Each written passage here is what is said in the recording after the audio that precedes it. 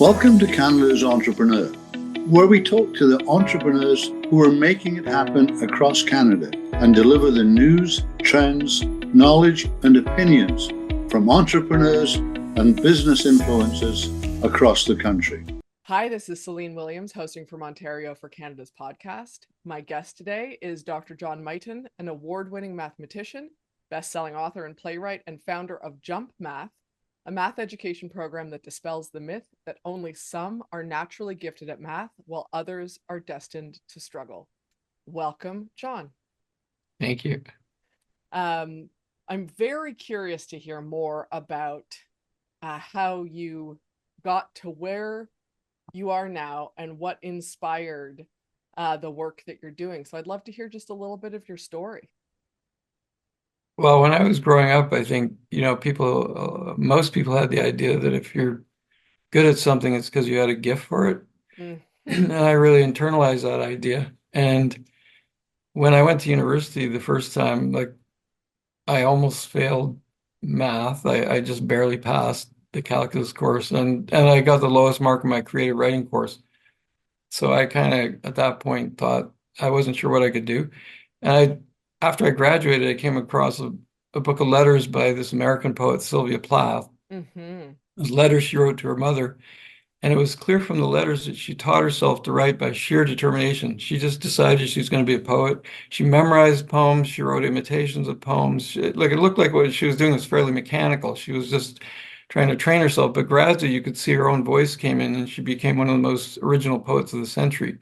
So at age about 20, that was a revelation to me that you could actually train yourself to develop an ability for something. And so I did that in poetry, and then by accident got into theater. And I've had some success in theater. And in my 30s, I decided to go back for math. And I went right back to undergrad level and eventually got a doctorate in mathematics. But I wouldn't have gotten there if I hadn't, if I hadn't come across that book. I'm not sure I would have even gotten there. And that's why I started a charity for kids to help them learn math, because I didn't want other people wasting all those years and wasting their potential. Yeah. Just because they developed this idea that they just couldn't do it. Well, and it's still, look, the reality is that it's still pervasive today, that idea that if you are gifted, I mean, I hear it all the time, whether it comes to athletics or academics or whatever it is, where people are like, that child, that young person, especially if it's their own child, they have a talent for, it's always the language, right? You have a talent for this. They're naturally talented at something. And that is it creates what you're talking about, your own experience was, and we continue to use that language, even though we know all that research on growth mindset says, or on grit, it's like, actually practice. Exactly. The research is showing since the 90s that in any field, if you practice efficiently, you can develop abilities. And some kids have a head start in life, or some, I've met a couple mathematicians who seem to be aliens. I don't know how their brains work, but the vast majority of mathematicians' brains work like anybody else. I just got good through practice. And people give up way too easily. They just don't understand that. Yeah. Well, because none of us, we don't like to feel like we're not good at something. Yeah. That's not fun. Yeah. Yeah, and the minute we fail, we just take it as a confirmation that we don't have the talent. Yeah. So it's just the waste of potential in humanity is just staggering. I wrote a book called All Things Being Equal, where I argue that, math could be the great equalizer. It's not the subject that distinguishes people. There's research now suggesting that math is actually the most accessible subject for every brain. It actually predicts success at school more strongly even than reading achievement does, and in the early grades. So we're just wasting our potential, this vast potential that could have an impact, not just in mathematics, but in every subject at school. When kids think they're smart in math, they think they're smart in everything. That's super interesting. That's so I'm curious how that, and I recognize I'm saying this, and I'm going to assume that part of what your organization does is kind of dispel those myths and help people and help kids not get stuck in that way of thinking. Yeah. But if that research is out there and we know that, why is that not implemented consistently? That's a good question. Like, why did we have slaves for so many years? It's because we look at people who can't do something and we just think, oh, we make up some reason, like it's some genetic thing or race. It's just insane. Humans are the stupidest species when it comes to observing ourselves. And so we see kids failing math and we think we've got to live with that. It's tragic because we did one study that was published in the New York Times. I think it was the most emailed article in the Times, where a teacher took a class where there were kids as low as the 9th percentile at the beginning of grade 5, which is really low, 3 grades behind or 2. And within a year, the lowest mark was in the 95th percentile. And then a year later, all the kids wrote the Pythagoras math competition, and all but 3 got awards of distinction. And there were 4 kids on special education plans. And that's the potential that's in our brains that we're throwing away, not just in math, but in any subject. So, I have so many things that I want to ask, but I am going to start with this. Hearing that is incredibly inspiring. Those results are astonishing, truly astonishing. And hearing that, it also makes me think, and as a side note, it makes me wonder, like, how much of this is because of how we teach math or how we are taught math, whether we are a teacher or being taught it, and then how we are encouraged inside of that. Because I think back to, like, when I was a kid, I was great at math. My dad did a very math related job, and I wanted to be exactly like my dad. And math was easy and fun and great. And I got to about grade 9 or 10, and I had a specific teacher who, the way he taught, made zero sense to me, and I was lost that entire year.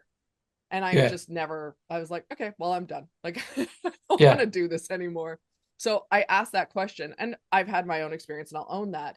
But how much of it is that versus something else entirely, and what can we do about it?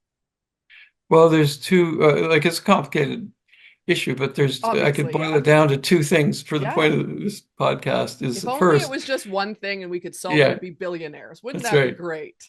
Yeah. But there's simple things and they're easy to fix. So suppose I say multiply 3 times 2/7, 2/7.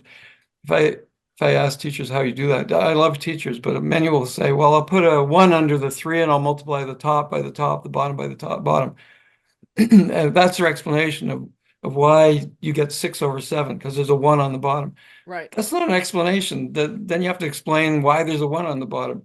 But if you just tell them, well, 3 times 2/7 is short for add 2/7 3 times. That's just what it means. It means add that thing. And when you add fractions, you don't change the bottom number because it's telling you the size of the piece. That's why you just add up the top. Like in 2 seconds, anyone can understand a rule that teachers just learned by rote. They don't understand it, and they're passing it on to the kids. So because we're such an inertial species, we think, not everyone can learn math, and the explanation didn't make any sense to me, so why should it make sense to my students? So the first thing you've got to do is give teachers resources that they can learn the math as they teach it, because there's not enough money in the system to teach them all the math. And teachers are willing to do that. Like, teachers embrace it. Teachers aren't the problem. They need evidence-based resources that teach the math. So that's one problem. The second is it's more psychological. So as early as grade 1, kids can tell if a teacher has different expectations for them. I don't know, you may have experienced that yourself in some classes, maybe math even. Like, we have a radar for that. Anthropologists call us status-seeking primates. That's what we're good at. What we're best at is knowing where we're in a pecking order. And no one develops curriculum with that in mind. So immediately you get these gaps opening up with kids, and it becomes a vicious cycle, because the ones who struggle start to distract the class or not pay attention. I was a class clown because I was always afraid of meeting my limits or looking stupid. Yeah. So if you get into that cycle, then those kids are they may never catch up in math because their brains aren't working, because they're just anxious, they're not engaging.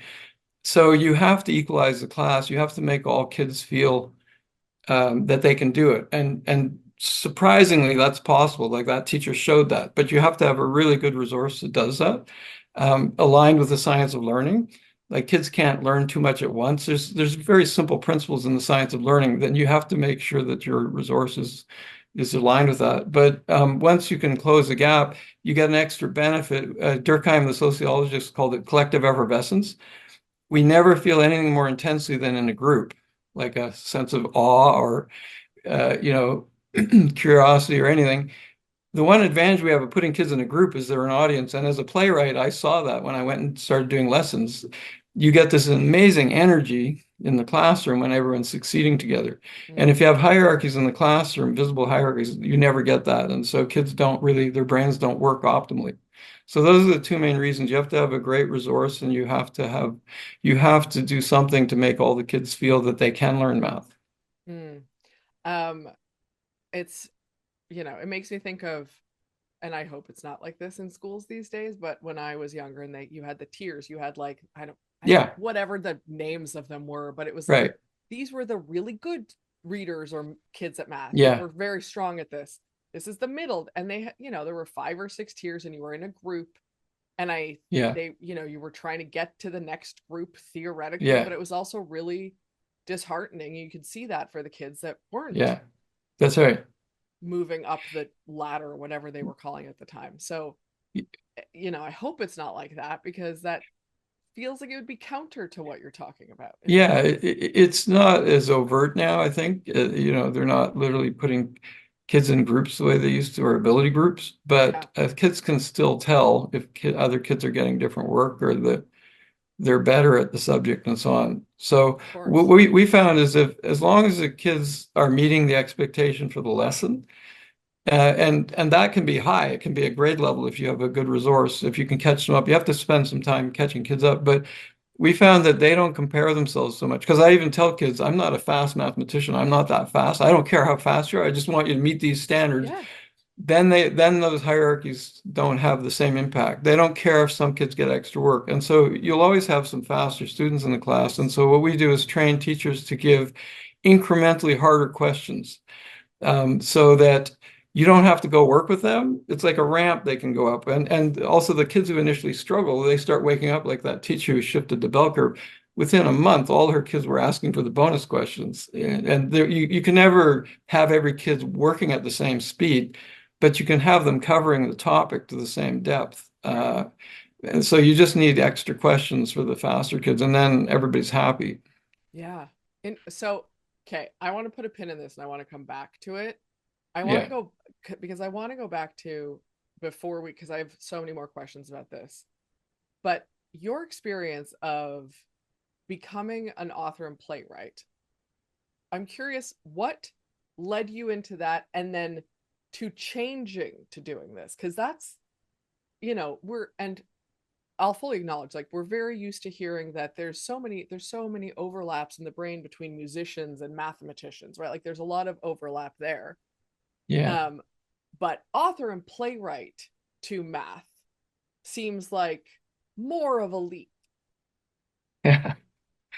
Well, the one thing I managed to maintain through all my struggles was a sense of curiosity and wonder, and I loved reading, and I loved reading about math and science and stuff, and so I kept that. And as I learned that I could train myself as a writer and had some control over my fate as a writer, and as I started getting published or getting productions of my plays, I was a bit frustrated because a lot of my plays are philosophical. I have a master's in philosophy also, so they would draw on philosophical themes or scientific themes, and I felt I never understood the science at a deep enough level.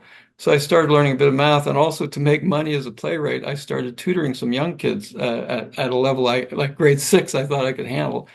And it was a revelation to me for 2 reasons. Like, one is the math was so much easier when I was doing it as an adult the second time, and I started to think maybe I could actually learn the math. And also one of my first students was in a remedial grade 6 class, and his mom was told he could never learn math. He was just too challenged.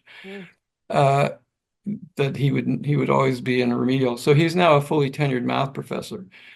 So I started seeing these changes in the kids, and I thought, wow, if they can make these amazing leaps, maybe I can learn math. And so the higher the level I got, I started thinking I should go back to university so I can actually learn the math that I'm writing about or the science I'm writing about. And then I just caught up in the math. That's really, thank you for sharing that, because that's really interesting. And also, using, philosophy, a master's in philosophy as a foundation for that. Again, when you hear that, it sounds like quite a leap. And yet, when you explain it, the story, you can that path, you can see how it would be that way. Yeah, I mean, philosophy is a lot of math comes out of philosophy. It starts as philosophy and it becomes science and math when people can make it more rigorous. So philosophers are always asking the same foundational questions that scientists deal with. So that it was kind of it seems strange, but it was almost a natural progression. Yeah.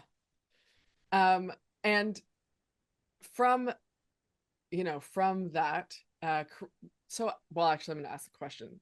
So for our audience, can you explain a little bit about how jump math works? Because it's not a traditional, maybe best way of putting it, business that you would hear about. So we're a charity and social enterprise. I wanted to, there's a lot of pressure in commercial entities to give people what they want in education, which sadly is not often aligned with the science of learning. Like in reading, there's been a big scandal over reading where people realize that in the United States, it's become a huge movement. Parents realized their kids weren't learning to read because they weren't getting enough phonics. And we didn't evolve to read. You have to teach phonics and decoding quite rigorously. And it wasn't happening because people were doing everything and things that sounded good, that sounded more engaging for kids and so on, but it wasn't working. And so that's an example of where we didn't pay attention to the science of learning, which said you have to focus on phonics. That's the problem in the commercial world. There's often pressure to give people what they want, even if it doesn't work. So I made it a charity on purpose and social enterprise where we can still, charge for services, for training of teachers, for resources, but all the money goes back into JUMP and we don't have a profit. It's funneled back into development. It was hard at first because we couldn't get loans and people aren't always interested in fixing the problem where it starts, which is in schools. They'll tutor kids after school or whatever and try and deal with the symptoms of the problem. But so it was hard at first convincing people that we can have a way bigger impact if we can actually change what's happening in schools. But now I think we're in a really good place. I wondered for many years if I should have just made it a business, but now we're in a nice place where we can, we're getting whole school district adoptions, so a lot of our budget comes from actual service to districts. But we can still, if we want to do something new or research, which commercial companies can't do, we can form partnerships with universities. They love us because we're a charity, and we can raise money to do the research from philanthropy. So I think we're in a really good position right now. Well, and you can do research that is not biased by private funding that wants it to look a certain way, right? Which is a really fantastic thing, I'd imagine, when it comes to things like education and kids, especially. And it's very unusual. Like we've been involved in 2 randomized controlled trials. Like if you're going to make teachers use a program, it should be tested, and you need a control group so you know that if you have an effect, it's due to your intervention. You have to compare it to something that's similar except for your intervention. So we're actually listed on the Evidence for ESSA website in the United States, which is a vetting agency that I think we're only one of a few maybe core math programs that are on that site. And that's a tragedy. It should be way more common that you have objective trials. Sick Kids Hospital and the University of Toronto ran 2 randomized controlled trials with JUMP, and we're trying to set up another one with our preschool program that we just developed. So it's sad that there's not. It's sad that that programs aren't more aligned with the science of learning. Just a simple example, when we talked about practice, in education, some educators think that practice is a bad thing, or it's got to be rote, or the kids, it's just drill, you drill the kids. practice can be really fun if you keep kids in what's called the 85% zone for optimal learning. There's an article in Nature magazine with that title, and it's a perfect title because we're happiest and most engaged and most successful cognitively when we're just stretching ourselves a little bit. You've almost got it. You're about 85% there, 85% proficient. They also call it the Goldilocks zone, not too easy, not too hard. Kids love being in that zone. Like that's what we evolved to learn in that zone. And so if you're not aligned, if you're pushing kids outside that zone all the time, you're not aligned with the science of learning. And you might be having kids jumping up and down for joy because you're doing something about one of their interests or whatever. But if you're pushing them outside that zone, they're not actually learning anything. So it's sad that districts aren't paying more attention to the science of learning and demanding that their programs are aligned and also have some evidence. So the kind of studies I'm talking about. Yeah. We're seeing a change now, though. There's more and more teachers started a movement called Research Ed, where they're holding conferences of their own, inviting cognitive scientists to come and speak to them so they can learn about the science of learning. That's very cool. Yeah. There's a conference coming up in Toronto in June.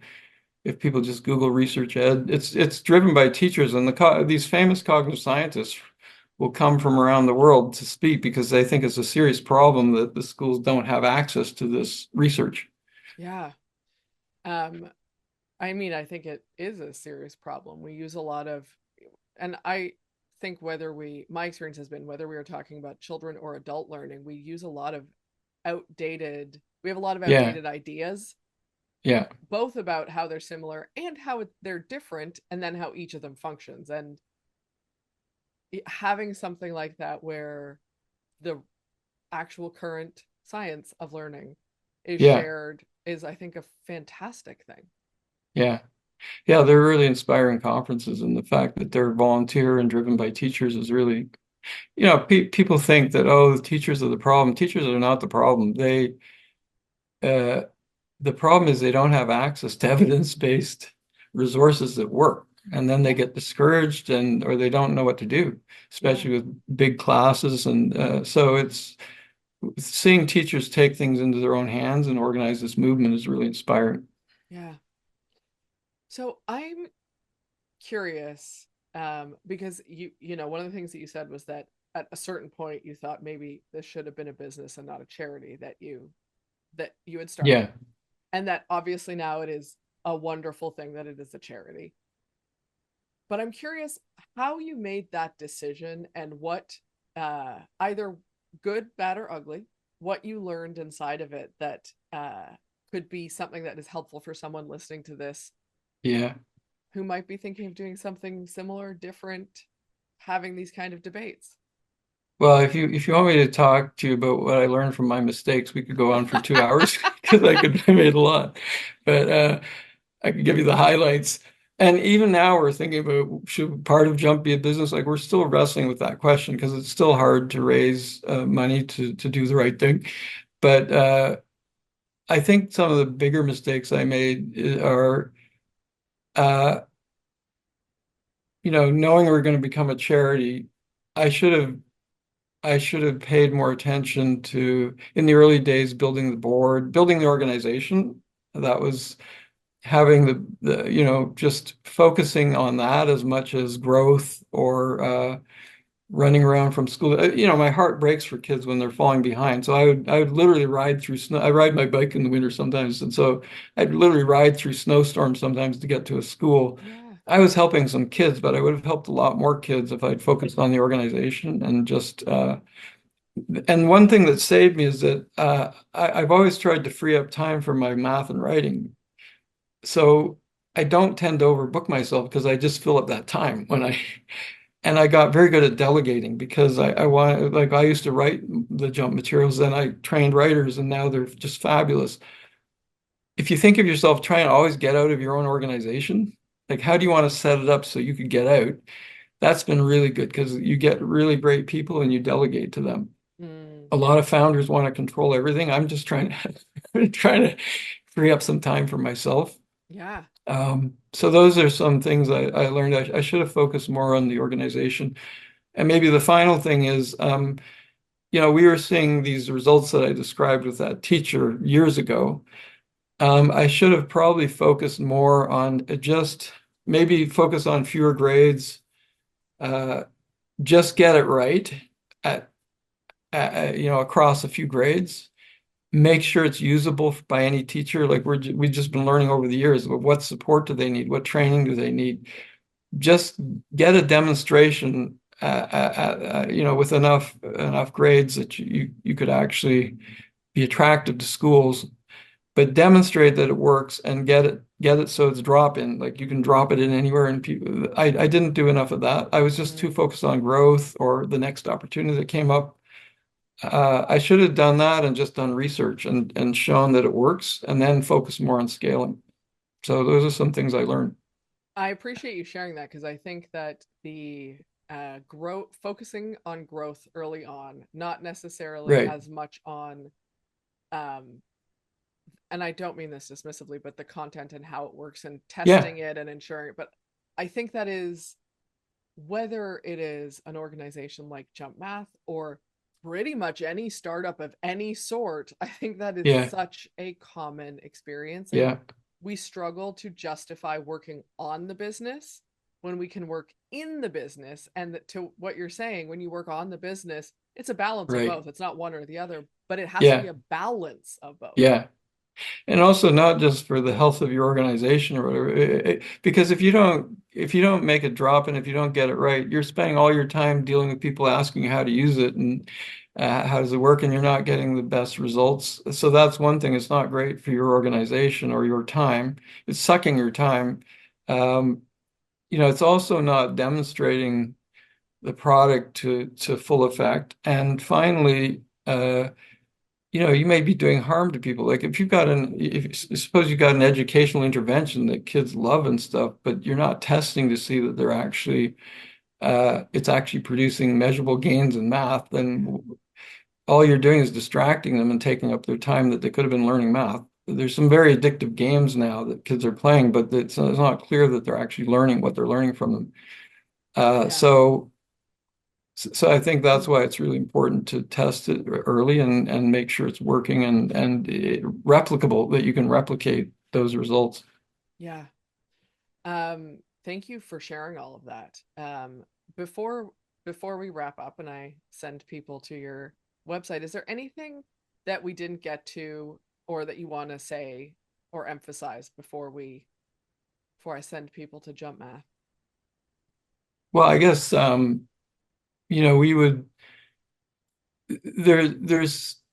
wondering why these developed countries are still in a state of turmoil, like what's happening now everywhere, why we've had trouble eradicating poverty or making more equitable, fair societies.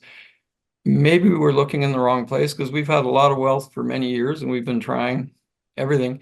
So in my book, we've been focused on material poverty. But in my book, I say that we may have a bigger impact if we focus on intellectual poverty or intellectual inequality. It's very hard to change people's material conditions, but that study with the teachers showed that within a year or two, you can have a whole class looking like gifted kids in math, or at least very strong. Yeah. So you can eradicate intellectual poverty very quickly. And then imagine if all kids could do math, if all kids could do science, everything, like could write well. All that's attainable and within reach. But we'll never get there unless we focus on it and make that our goal. We shouldn't even be having political debates until we know what kind of citizens we could have. Maybe we'll need less government or more government. People might regulate their behavior if they're really well educated, or they may band together to solve problems.